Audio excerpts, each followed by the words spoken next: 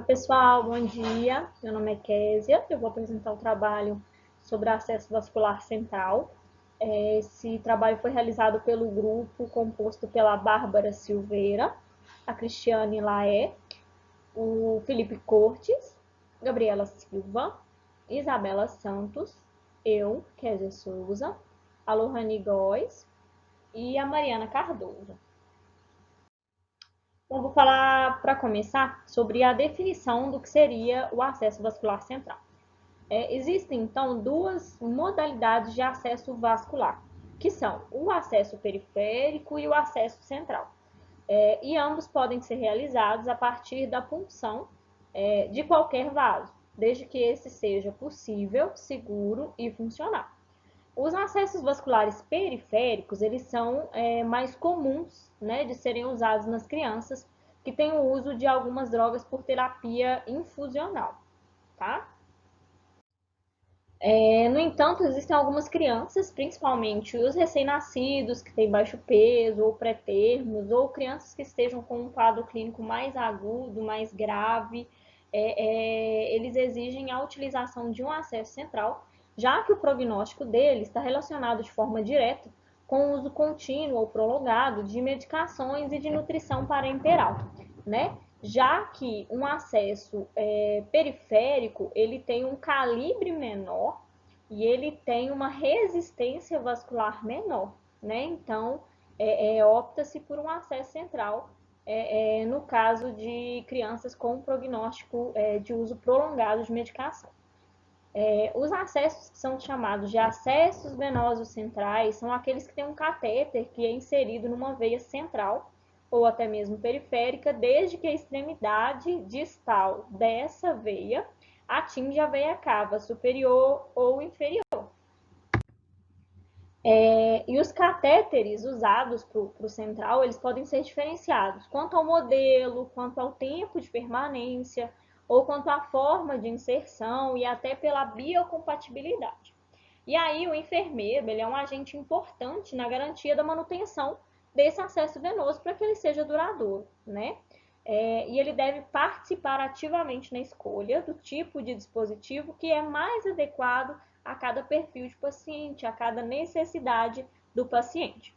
E pensando diretamente nesse papel do enfermeiro, a gente dividiu esse trabalho em acesso vascular central, que são os catéteres centrais de inserção periférica, que são chamados de PICC ou de CCIP, e o catéter venoso central.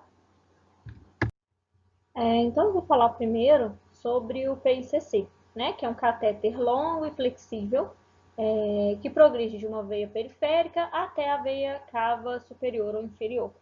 A escolha desse PICC para um acesso venoso, ela exige um certo conhecimento e umas habilidades específicas.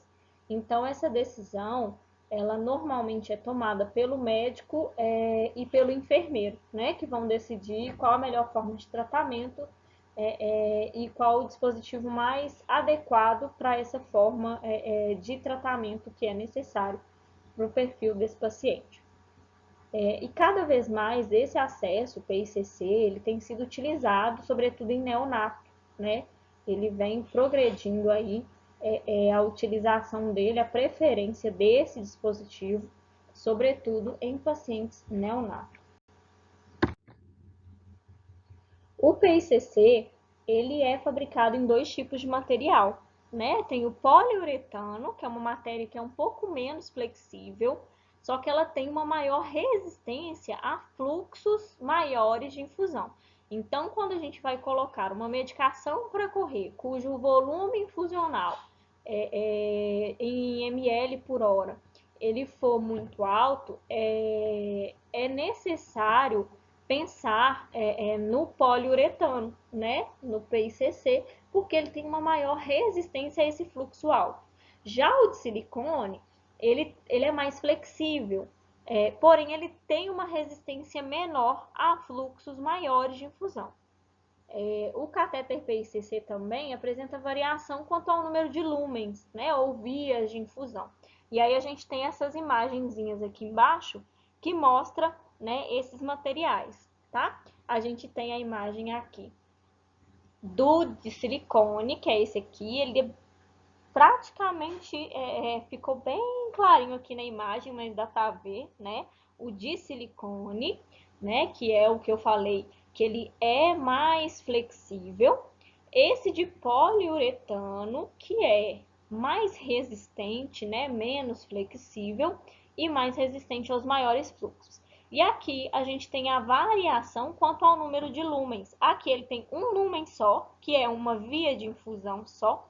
Aqui ele tem duas vias de infusão e esse aqui ele tem três vias de infusão. São variações do PICC.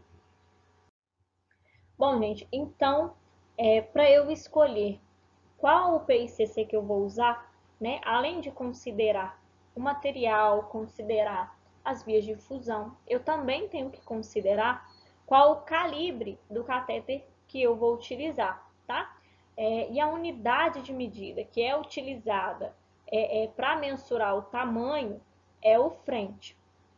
O French ele equivale a 0,3 milímetros e quanto maior o French, maior o calibre do catéter, né? Então ele varia de 1.0 até 6.0, onde 1.0 é o menor que eu tenho e 6.0 é o maior que eu tenho.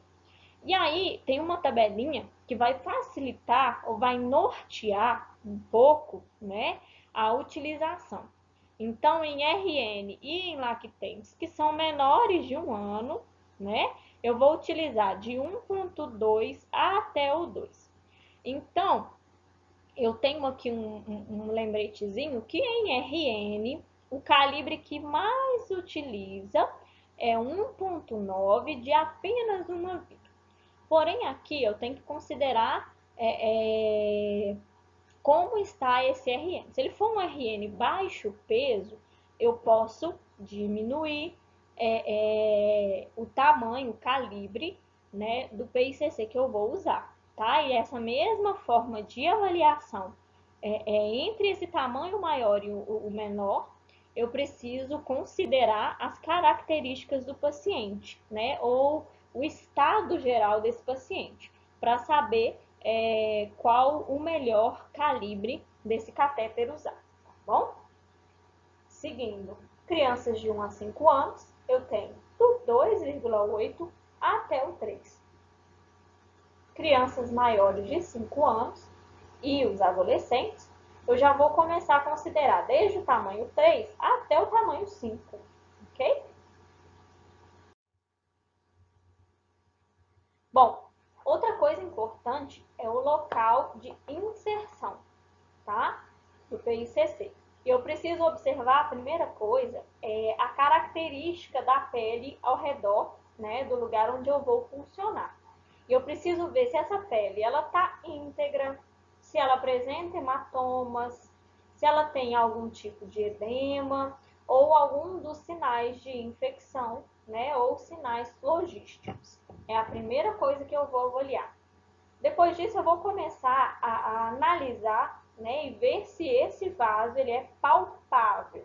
O vaso palpável é aquele que a gente sente com a ponta digital, né? Ele não precisa necessariamente, né, e muitas das vezes não vai estar visível a olho nu, mas eu preciso conseguir palpar e sentir, né, esse vaso. Os locais de curvatura, eles devem ser evitados. E aí, o que significa isso?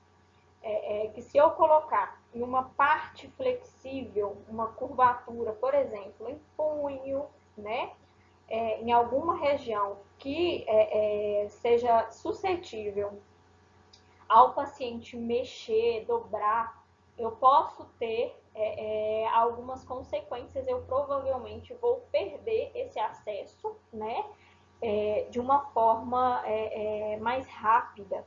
Pela movimentação, ele pode sair do lugar, ele pode colabar, né, ou dobrar, principalmente se for de silicone, que é mais flexível. Também o de poliuretano, né, tem um risco um pouco menor, mas tem esse risco, né, pela movimentação, tá? Então, isso também deve ser considerado. E como a gente está falando de um acesso, né, que vai ser de um uso mais prolongado, por um tempo maior, que é o PICC, eu não posso, de forma nenhuma, correr o risco de perdê-lo antes do tempo necessário para o tratamento, né? Para eu não ter que realizar nova punção, e aí pode acarretar em o paciente ficar um certo período de tempo sem a medicação ou sem aquilo que seria necessário. A escolha do local de inserção. Bom, as veias preferenciais para essa punção é a basílica, a cefálica, a axilar, temporal, a posterior auricular, jugular externa, grande e pequena safena e a femoral. Em RN, a prioridade é para as veias de membros superiores, ok? Nesse slide aqui, então, eu vou ter uma imagem que vai mostrar para a gente todas essas veias que eu coloquei para vocês, tá? Então, a gente vai preferir em RN essas daqui, que são essas de membro superior, tá? Onde a gente tem a cefálica, onde a gente tem a basílica, a cubital e a cefálica acessória. Então, essas são as que nós vamos priorizar. A basílica, que é essa daqui, e a cefálica, elas são mais comumente usadas, né? O trajeto que esse catéter vai percorrer até atingir a veia cava, ele é menor se comparado aos outros locais de punção, tanto de membro inferior quanto da parte mais distal aqui, onde eu tenho aqui a cubital, a cefálica, enfim. Bom, então, considerando que o PICC já foi funcionado, eu preciso, então, ter alguns cuidados básicos para a manutenção dele, né? O primeiro, né, que foi listado aqui, é o raio-x, que é para confirmar o posicionamento dele, tá? Eu tenho que evitar a coleta de sangue, né, no local da punção, tá? Eu também não posso transfundir hemoderivados, né, no PICC.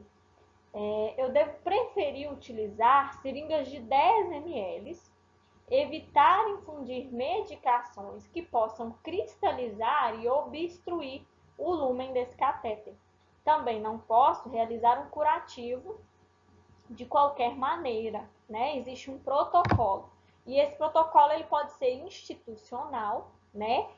Variando de local a local, mas existem alguns cuidados mínimos, né? Para que esse curativo seja realizado, tá? Existe também a necessidade de se lavar o catéter a cada turno. E aí algumas instituições podem nos dizer que é necessário lavar esse catéter após alguns tipos de medicação, né, que seriam feitas nessa via. As indicações, né? Esse catéter ele é indicado para pacientes que vão necessitar de um acesso venoso prolongado, né? Que é o que a gente já tinha dito antes. Nutrição parenteral total, né? Que é quando esse paciente vai ser nutrido exclusivamente por via parenteral. Uma infusão de drogas vesicantes, né, de uso contínuo, eu também vou precisar de um acesso vascular central, né? A antibiótico terapia também é uma das indicações.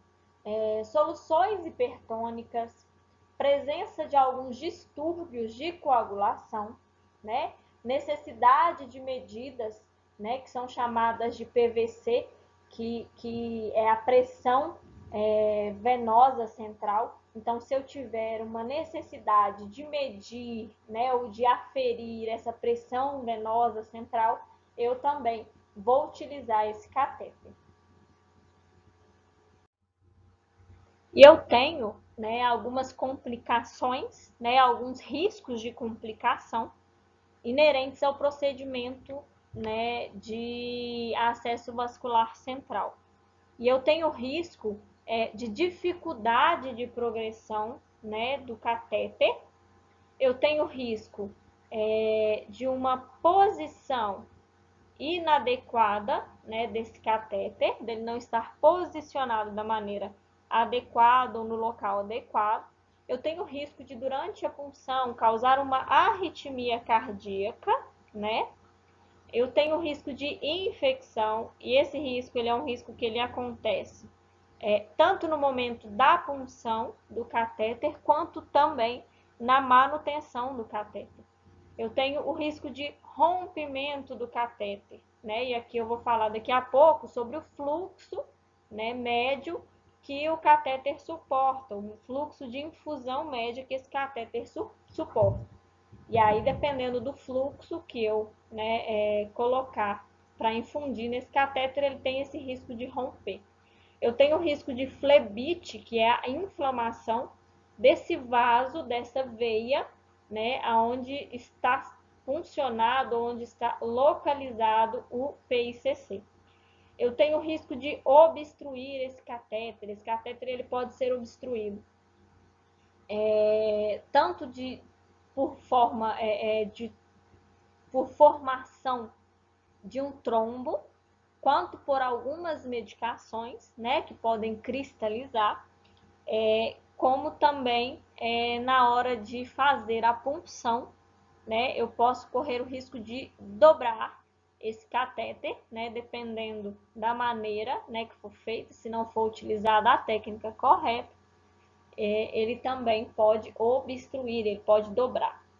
Eu tenho risco de gerar um hematoma, eu tenho risco de um pneumotórax. Esse risco do pneumotórax ele está bastante associado à punção de um acesso vascular central, de um PICC, em veia jugular externa, principalmente do lado direito, que é onde eu tenho o ápice do pulmão mais alto do que do lado esquerdo, né? Não significa que do lado esquerdo eu não tenha o risco, porém ele é diminuído, né? Para tanto, é necessário, para garantir, né, que não ocorra pneumotórax, que seja utilizada a técnica correta de inserção. Existe também o risco de infiltração e o risco de extravasamento. E aí, eu preciso considerar aqui, né, como eu já comecei a dizer, um fluxo médio para infusão. Né? O fluxo médio, né, que o PICC suporta é de 14 até 17 ml hora, tá?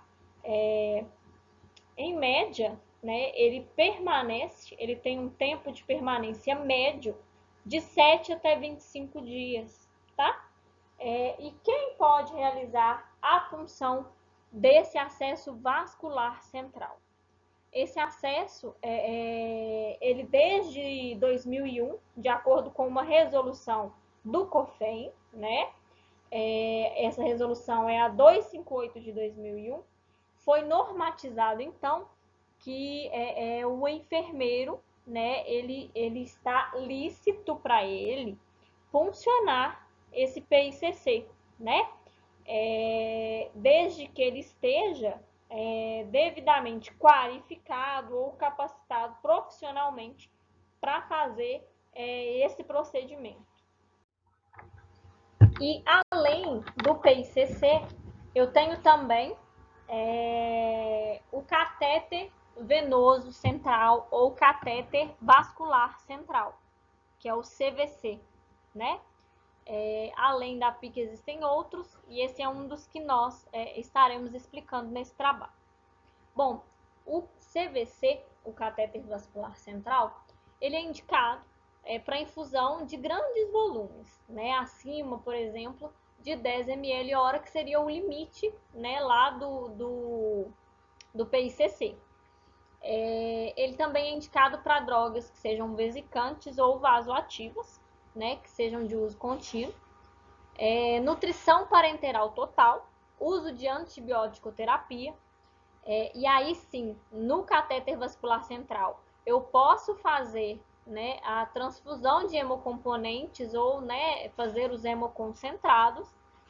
Também posso fazer a coleta do sangue, Posso fazer uma monitorização hemodinâmica.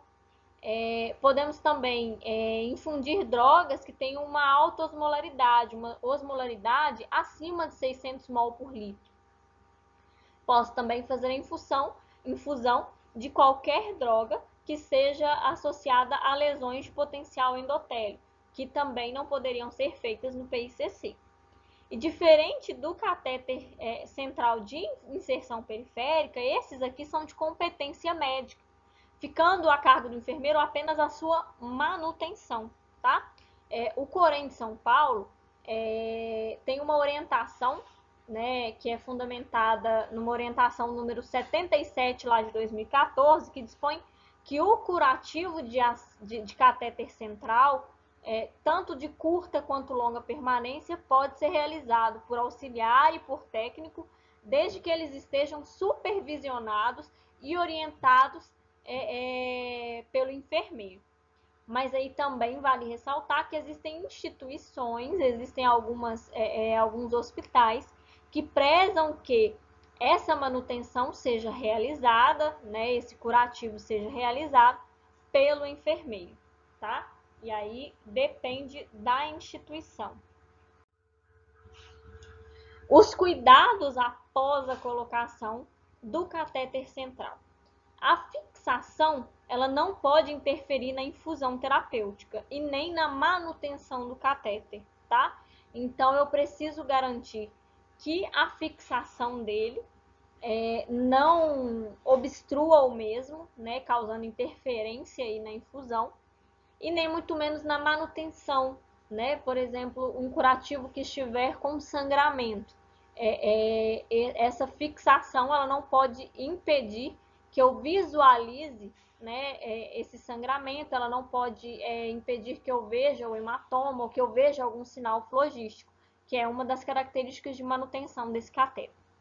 Não é permitido o uso de esparadrapo ou fitas, né, fita micropore, por exemplo, que não são estéreis, para fixação desse catéter central. Né? A cobertura ela tem que ser estéril, transparente, permitir a avaliação do catéter e do sítio onde está inserido o sítio de saída desse catéter, tá? Normalmente é utilizado filme transparente, né? A cobertura com gaze, ela pode ser utilizada, né, caso haja um sangramento, mas aí ela deve ser trocada a cada 48 horas, né? Enquanto a transparente, ela tem uma duração de até 7 dias, né? Sem sujidade, sem que as bordas estejam soltas, né?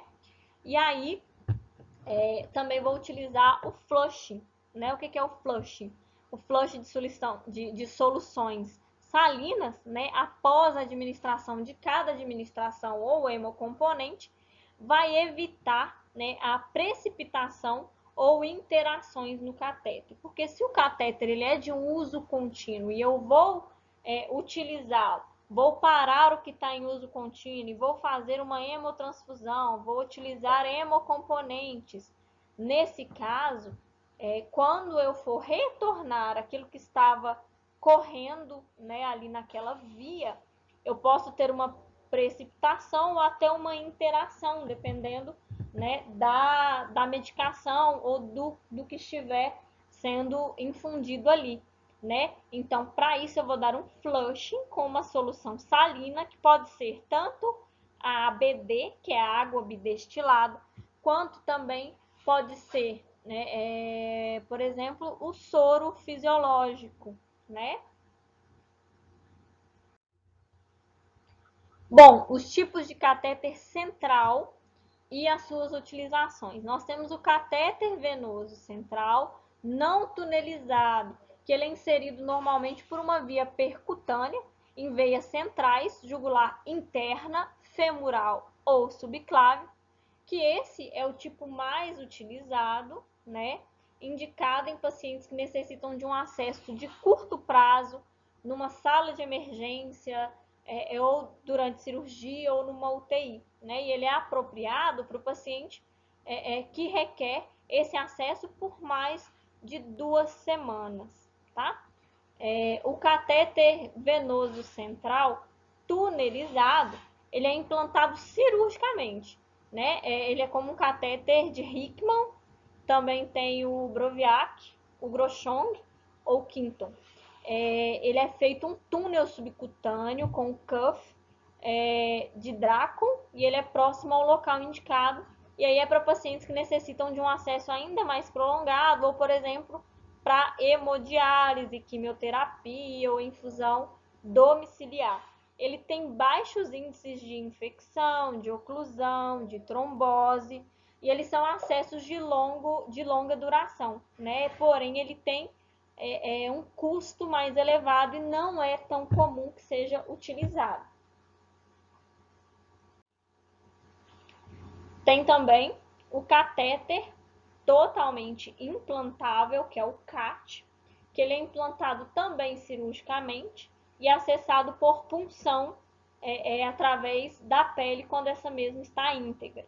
Né? As vantagens dele é que ele também tem um risco reduzido de infecção, ele tem uma menor interferência na atividade diária do paciente, né? E como desvantagem ele tem a necessidade de uma punção ou da inserção de uma agulha toda vez que ele vai ser utilizado, né? E aí resulta em desconforto para o paciente. Mas ele pode permanecer no local até por anos, né? Temos também catéteres que são inseridos por dissecação venosa.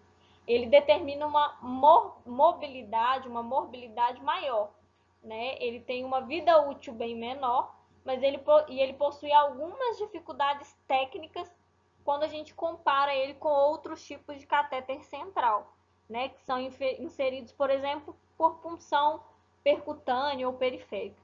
A dissecação ela é indicada apenas em caso de emergência, por exemplo, um choque hipovolêmico, né? E essa dissecação ela normalmente é realizada pelo médico anestesista ou, em alguns casos, pelo próprio médico durante esse atendimento de emergência.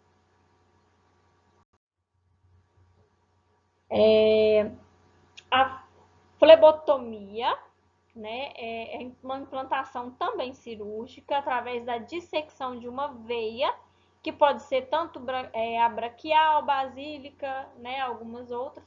E esse procedimento ele é realizado somente quando não tem uma possibilidade de outro acesso venoso central numa urgência.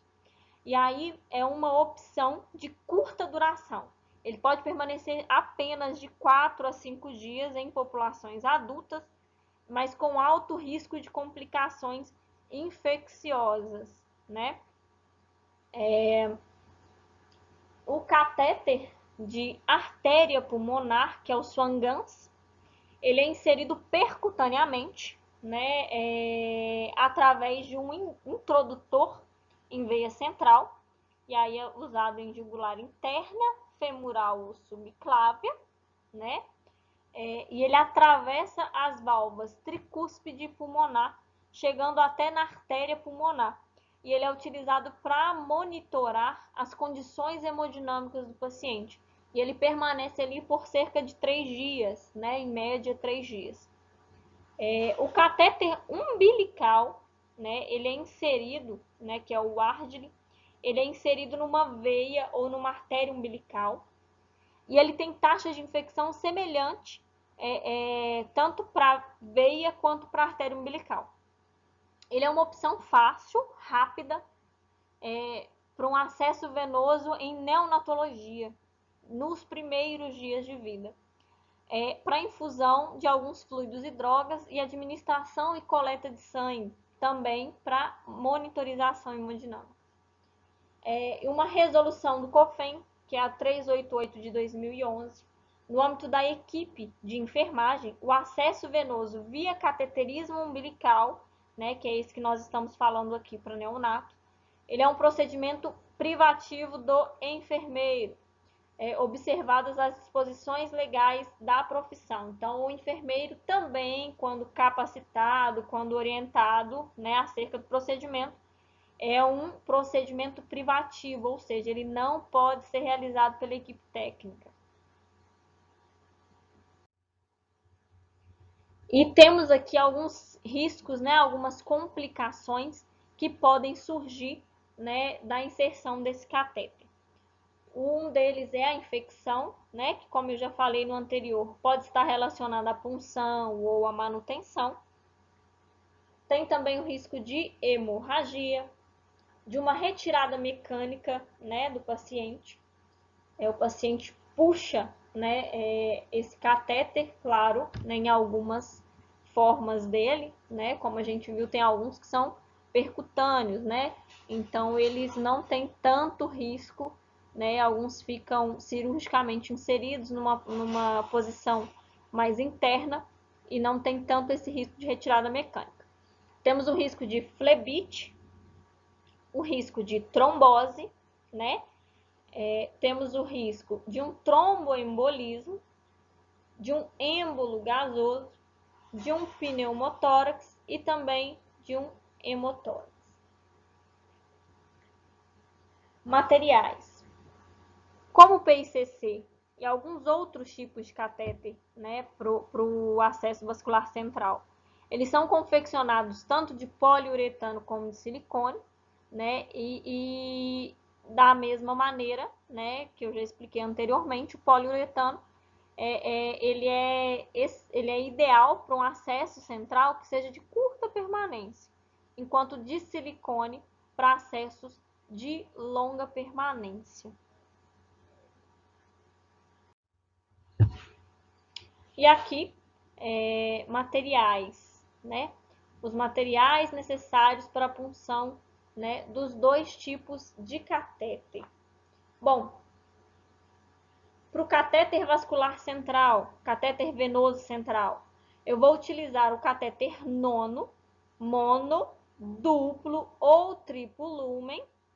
Eu vou precisar também de uma bandeja de punção para esse acesso central, no caso, essa bandeja de punção é estéreo, uma clorhexidine degermante, 2%, e uma clorhexidine alcoólica. Também preciso de um campo e avental estéreis, máscara, gorro e óculos. De luva estéreo, curativo transparente estéreo, seringas de 5 e de 10, agulhas 40 por 12, 30 por 7 ou 25 por 7. Vou precisar também de um fio de sutura, normalmente é utilizado nylon 3.0, mas também pode ser outros, né? Uma lâmina de bisturi 11, o número também pode variar, gases estéreis, um equipo, um polifix de 2 ou 4 vias, um soro fisiológico 9% e uma bolsinha 0,9%, uma bolsinha de 250 ml. Uma lidocaína 2% sem vasoconstritor. E aí, esse material ele tem que ser preparado ou separado antes do início do procedimento. Esse campo, avental estéreis, máscaras, gorros e óculos tem que ser utilizados pelo profissional que estará realizando o procedimento e também pelo profissional que o auxiliará, né? Então, pelo menos 2 profissionais devem, né, ser necessários para essa função, ambos utilizando avental estéreo, máscara, gorro, óculos, e o campo, ele tem que ser um campo longo que cubra todo o paciente, deixando exposto apenas a área em que vai ser inserido esse catéter. Para a punção do PICC, eu vou precisar do catéter que eu escolhi para essa punção, né? Um introdutor para esse catéter, uma seringa de 10 ml, uma agulha 40 por 12, 2 ampolas de soro fisiológico, gás estéreo, pelo menos 4 pacotes, clorhexidina alcoólica ou aquosa, o curativo transparente, 2 escovas cirúrgicas, 2 luvas estéreis e um foco de luz.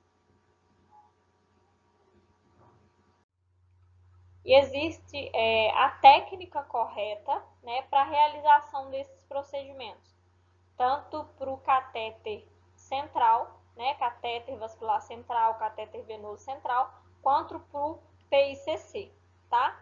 E aí, essa técnica consiste, em primeiro lugar, na lavagem das mãos, e isso vale para os dois procedimentos, tá ok? No processo de punção do catéter vascular central, alguns profissionais, alguns médicos optam por fazer, né, a higiene das mãos, a lavagem das mãos, com aquela escovinha de clorhexidine. Porém, ficou determinado pela Agência Nacional de Vigilância Sanitária, pela Anvisa, ligada ao SUS, né, o Sistema Único de Saúde, ligada também ao Ministério de Saúde, que preconiza que essa lavagem das mãos, ela não necessariamente precisa ser feita com a escovinha.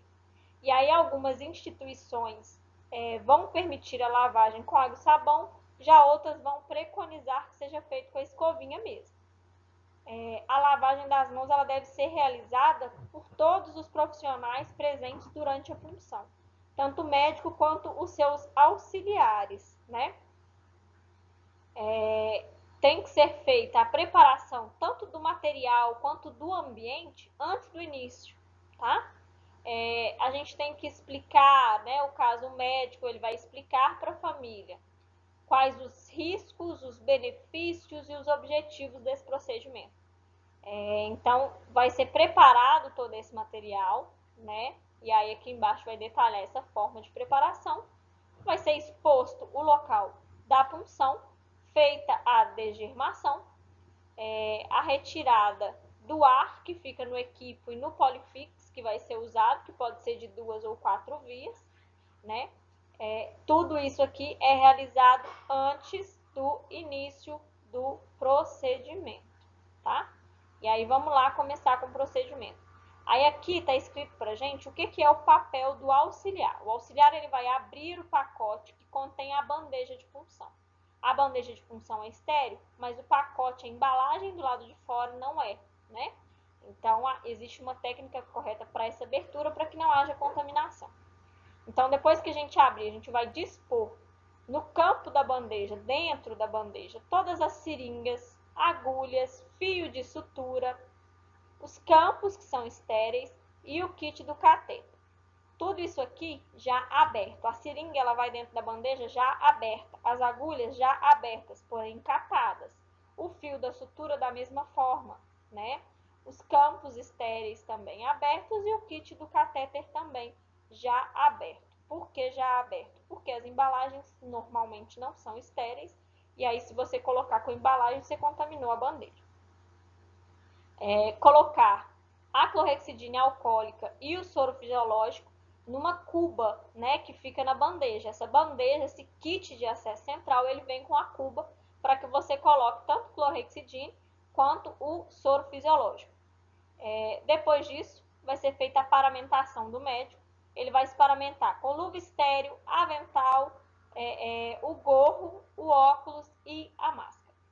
E aí, nesse momento, apresentar também a xilocaína para aspiração pelo médico. O próprio médico, depois que ele já está paramentado, ele vai aspirar a xilocaína ou a lidocaína, tá? E isso aqui também é realizado antes do procedimento, porque depois que ele começar, tem aqui embaixo o passo a passo, né? Ele já vai dar sequência. Depois que ele aspirou essa seringa, essa agulha que está na mão dele, vai para dentro da bandeja, tá? A gente vai aguardar o médico realizar a antisepsia do local da punção. Ele vai realizar com a clorhexidina. E aí ele coloca os campos estéreis no paciente, ele aplica esse anestésico local, que é a xilocaína ou lidocaína, normalmente 2%, né, que é utilizada sem vasoconstritor.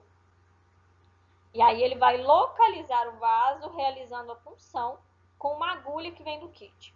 Depois que ele puncionou com a agulha, ele vem e passa o fio guia, né? Ele passa o guia que vem no kit. E aí ele retira a agulha e faz a passagem do dilatador. E aí, muitas das vezes, pode ser necessário que ele faça uma incisão no local da punção, né? Já que o dilatador tem um calibre maior. E aí ele vai fazer a retirada desse dilatador e passar o catéter. Dentro desse catéter fica um fio guia que ele vai retirar após passar esse catéter. Após o médico tirar, né, inserir o catéter, ele vai aspirar o sangue para testar a efetividade dessa punção. Né? Muitas das vezes ele só vai retirar esse guia depois que ele fizer esse teste com retorno positivo. E aí ele vai conectar o equipo, né, que já está junto com esse Polyfix. Então ele conecta lá e apresenta, né, ocorre o soro fisiológico, né, conectando a via no introdutor e mantendo então a permeabilidade do acesso. Lembrando que lá em cima a gente já falou, né, que a gente vai tirar o ar, né, que tem aqui, tirar o ar que tem no equipe no Polyfix. Então ele já vai estar com o soro fisiológico completo. Isso aqui eu não posso deixar para fazer lá no final do procedimento, não. Isso aqui tem que ser realizado antes, né? E aí a gente aguarda que o médico faça a fixação desse catéter, que normalmente ele faz com esse nylon, né, que é com aquele fio de nylon lá, o 3.0 ou o 2.0, enfim, né, depende. Esse curativo ele vai ser feito utilizando a clorhexidina alcoólica no sítio da punção, né? E aí a gente tampa ou oclui com gaze. Por que com gaze? Se pode ser sem? Porque normalmente nas primeiras horas de punção, aquele local tende a ter sangramentos, tá? Que são normais. E aí a gente precisa ocluir com gaze e lembrar sempre que a validade dessa gase, se não apresentar sujidade, é de 48 horas. E aí a gente vai fazer o controle dos sinais vitais. Aguarda então a radiografia para confirmar a localização do catéter e afastar qualquer iatrogenia. Finalizou o procedimento, lavagem das mãos novamente. Esse procedimento todo, ele é diferente do que a gente vai fazer no PICC, tá? O PICC, se a criança ela for receber sedação, né, que pode ser necessário se for uma criança agitada, né, que está consciente e que mediante o procedimento, né, ela pode ficar um pouco ansiosa, nervosa, com medo, enfim. Se a criança for receber essa sedação, então a gente vai solicitar ao auxiliar que prepare essa sedação e que deixe no leito para que a mesma administre antes do início do procedimento. Lembrando que esse procedimento ele pode ser feito sim pelo enfermeiro, mas a avaliação da sedação ela é médica, né? A prescrição dessa sedação ela é médica, tá? Então, o médico vai prescrever antes do início, você vai pegar essa sedação antes do início do procedimento, depois de ter separado todo o seu material, e aí sim você vai pedir ao auxiliar que prepare e que deixe ali pertinho de você, para que seja administrado antes do início, né? E aí tem um tempo para cada tipo de sedação, para que essa sedação faça o efeito. E aí, então, posicionar o paciente, né? E aí auxiliar o enfermeiro, isso aqui a equipe técnica pode fazer, ou você como enfermeiro, se estiver auxiliando o médico. Durante o procedimento, vamos segurar os membros para essa antisepsia, né? Para que não haja movimentação. Garrotear com gase estéreo, tá? Para que não haja contaminação. Auxiliar na introdução do catéter e na realização do curativo, tá? E no término do tratamento, né, reposicionar o paciente e deixar ele de uma forma que seja segura e confortável, levando em consideração o sítio de inserção, né? E aí a gente coloca em forma segura esse sítio de inserção porque manter a segurança nesse caso é segurança do paciente e também do dispositivo, né? E aí realizar o flush com 0,5 ml de soro fisiológico ou de acordo com a prescrição médica, né? A cada meia hora até que ele seja liberado para ser utilizado, né? Também para diminuir o risco de obstrução. E aí a gente tem alguns títulos, né, de diagnósticos de enfermagem que são, né, realizados mediante a necessidade desse acesso vascular central. Eu funcionei o acesso, ele automaticamente tem um risco, né, de integridade da pele prejudicada, porque se eu tiver um extravasamento ou uma infiltração, eu posso prejudicar a pele. Da mesma maneira que durante a manutenção do curativo, eu posso ter o risco dessa pele, quando eu for arrancar ou quando eu for tirar, né, esse curativo, que eu rompa a pele. Ele tem o risco de infecção, ele tem o risco de contaminação, ele tem o risco de uma nutrição desequilibrada, né, ou menor do que a necessidade mesmo do paciente, né? Um risco de integridade tissular prejudicada, esse risco de contaminação está repetido. Essa síndrome de dor crônica, né, um conforto prejudicado, e ele também tem risco de sangramento, de trauma vascular e de um distúrbio eletrolítico. Temos também o risco de infecção relacionada a esse catéter, integridade da pele prejudicada em decorrência da má fixação da sutura, né? Isso aqui ocorre normalmente na fixação do catéter central, CVC, laceração dessa veia pela ponta da agulha, uma punção arterial acidental, né? E aí temos o risco de hematoma, hemorragia, hemotórax, pneumotórax por lesão pleural durante a punção, uma lesão no ducto torácico, né, com quilotórax, uma obstrução por precipitação de soluções que são incompatíveis, né? Temos também risco de arritmia, perfuração vascular ou da parede cardíaca por posicionamento inadequado da ponta do catéter. Risco de ruptura do catéter por alta pressão, né? Aqui é um pouco mais evidente no PICC, com infusão de um fluxo maior ou com uma pressão maior do que 17 ml hora, né? O risco de uma embolia gasosa, que é rara, mas o risco existe. Trombose e embolização do catéter durante a retirada ou em caso de ruptura e corte acidental.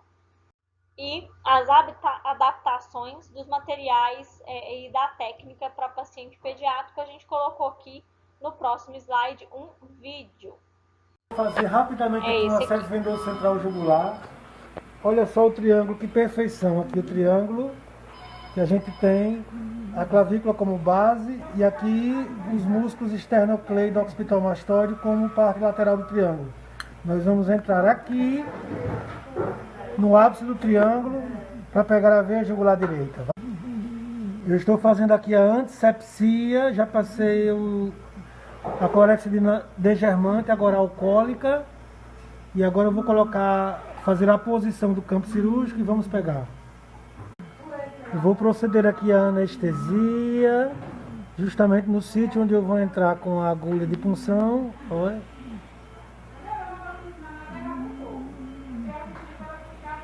Vamos lá. Bom, aqui a gente palpa aqui a artéria carótida dela e vai aqui para o ápice do triângulo. Olha só. A gente entra assim em direção ao mamilo direito. Já pegamos a artéria dela, a veia jugular dela, que fica lateral à artéria carótida. Olha só que maravilha. Pegamos bem facilmente, porque a anatomia dela ajuda bastante. Pronto. Aqui a gente já passou o fio guia. A gente faz a dilatação com o dilatador próprio, se a gente enxergar, não é? A dilatação dilatação. E aí a gente já passa o cateter, já espera o soro ali, que a colega vai trazer. A gente fazer o teste de fluxo e refluxo. Foi um acesso em menos de 1 minuto.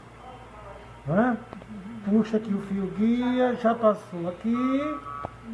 Já estamos com a paciente com acesso venoso central garantido. Agora, o próximo passo é somente fazer o teste de fluxo e refluxo.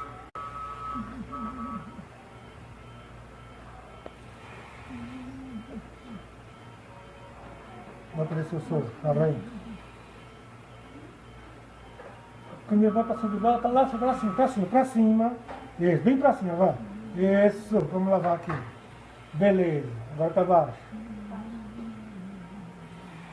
Pronto, tá bom, pode deixar penduradinho. Deixa mais ou menos aberto, certo? Não deixa aberto não. E pronto, tá acabado o acesso central, beleza. Bom, pessoal, é isso. Essas são as nossas referências. Muito obrigado pela atenção, né? E qualquer dúvida pode chamar aí para a gente responder as dúvidas, ok? Muito obrigada.